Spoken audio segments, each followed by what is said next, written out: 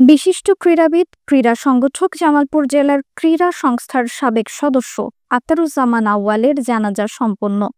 জামালপুর থেকে শরীফুল ইসলাম ঝোকনের পাঠানো প্রতিবেদনে দেখুন বিস্তারিত।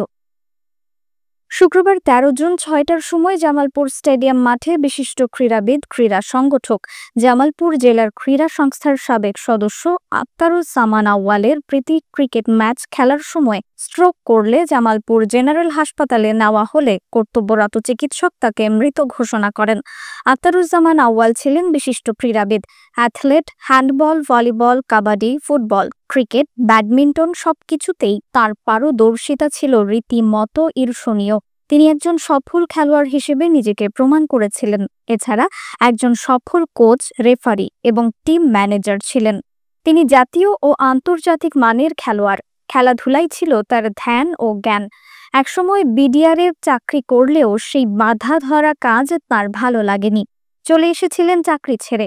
এরপর নানান পেশায় যুক্ত হলেও ছাড়তে পারেননি খেলার মাঠকে।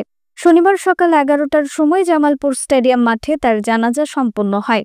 জানাজার নামাজে ইমামতি করেন দেওয়ানপাড়া জামে মসজিদের প্রেস ইমাম হাফেজ মাওলানা মোহাম্মদ জয়নাল আবেদিন।